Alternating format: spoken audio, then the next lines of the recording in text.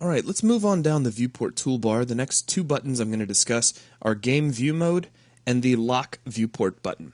Now, to make things nice and easy to see, let's go ahead and click the Maximize Viewport button, which is down at the far end. Now, if we take a look at this level, currently I have opened up DM Sanctuary. You can go to File, Open, and choose that if you'd like to follow along exactly. You can see that we have all of these little actors everywhere. There's path nodes to help the AI get around. There are little sound nodes. You can see the little particle system icons. There's even blocking volumes around static meshes to keep you from bumping into those. If you want to hide all that sort of thing and get a closer representation of what the player is going to see when they're running through your level, just click the Game View Mode button.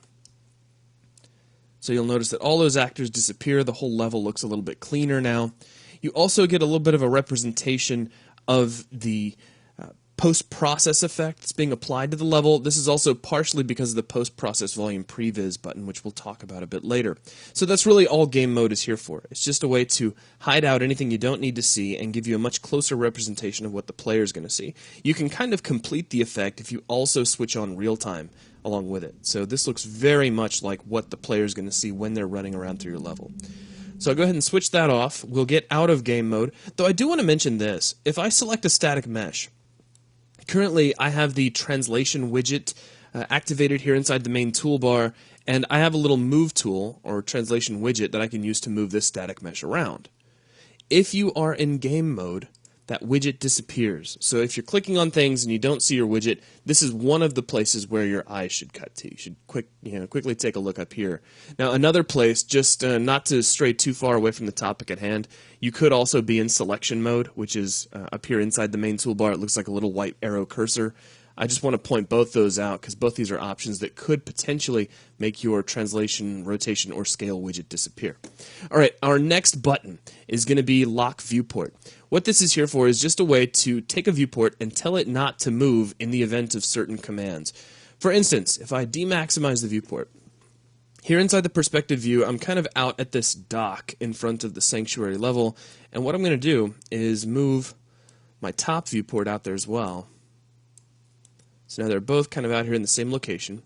Now I can select one of these pillars, and here inside the top view, you can see that pillar. What I'm going to do is orient my top view so he's looking right at that. Now down here in perspective, I'm going to say, let's come all the way over here back to this kind of chapel area, and I'm looking at this static mesh. Now, what if I want all of my viewports to snap right here to this object, but I don't want the top view? The top view is exactly where I need it to be. I don't want it to move. I can use the Lock Viewport button to do that. And then if I move all of my other viewports, I can do this with the Home key. So watch this. If I hit Home, watch my upper right and lower right viewports. They all pop their locations just a little bit to get right where I want to be. In fact, to make it really obvious, I'm going to zoom into something way out here in the distance.